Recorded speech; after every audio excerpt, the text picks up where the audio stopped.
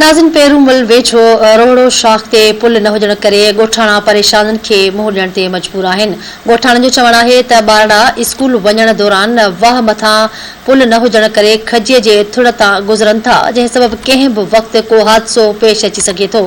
वधीक तफ़सील ॾिसंदा फिदा यार मोहम्मद शहर जी हिन रिपोर्ट में।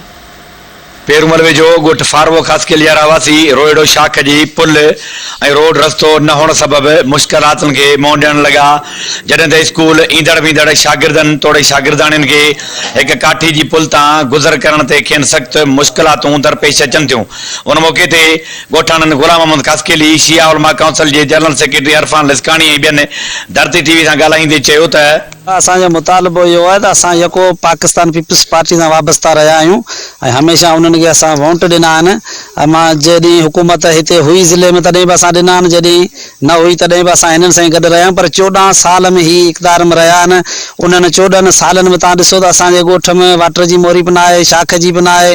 उहा मंज़र तव्हां पाण ॾिठी त वीचारा ॿार उतां खां कीअं था गुज़र कनि। महिरबानी कयो, नंढनि ॿारनि खे तकलीफ़ आहे, केॾी महिल शाख फुल आहे, केॾी महिल शाख में पाणी घटि आहे, असांखे मोरी ॾियो वञे, रोड ॾियो वञे, महिरबानी थींदी। हाणे ही नंढड़ा मासूम ॿारड़ा ही शाख में पाणी आहे जे किरी मरी वञनि त उनजो ज़िम्मेदार केरु आहे? मोहतरमा शाज़िया मरी साहिबा हिते 2 टे दफ़ा वाइदा करे वई आहे। महिरबानी कयो, तव्हां जेके से हिननि मिसकिननि जा कमु कयो, जे न त आईंदा इंशाअल्लाह ताला तव्हांखे रिज़ल्ट ख़बर पइजी वेंदी त माण्हू असांखे वोट ॾियनि था, कंहिंजे करे ॾियनि था।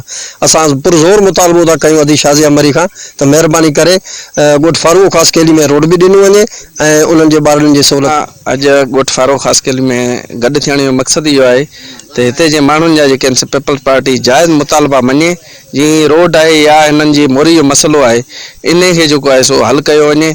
मथियां बल्दियाती इलेक्शनूं आहिनि, शिया उलमा काउंसिल पाकिस्तान जेका हिननि जी असांजी जेका पॉलिटिकल पार्टी आहे उहा इस्लामी तहरीक पाकिस्तान जे हवाले सां असां बल्दियात में भरपूर हिसो वठंदासीं ऐं हमेशह असांजे कम्यूनिटी जे माण्हुनि खे जेको आहे सो निशानो बणायो थो वञे। उन्हनि सां जेका आहे असां उन्हनि खां वोट बि वठंदा पीपल्स पार्टी, चाहे शाज़िया मरी हुजे चाहे माशूक चांडियो हुजे, उहे वोट बि वठंदा ऐं उन्हनि जा कम बि कोन था कनि। ऐं असां इहो मुतालबो था कयूं त महिरबानी करे हिननि खे रोड बि ॾिना वञनि ऐं इन्हनि खे जेका आहे असां मोरी बि ॾिनी वञे। महिरबानी। कैमरामैन रमज़ान कुंबर सां गॾु फिदा यार मोहम्मद शहर, धरती टीवी न्यूज़ पेरूमल।